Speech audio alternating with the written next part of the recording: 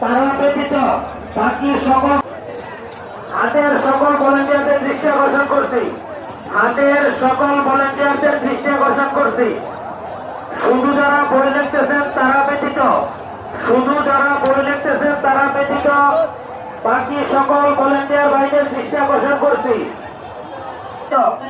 যারা শুধু বই লিখতেছেন তারা দেখা করার জন্য বিনীতভাবে অনুরোধ জানাচ্ছি। তারা 10 মিনিটের ভিতরে গিয়ে অফিসে দেখা করা হবে।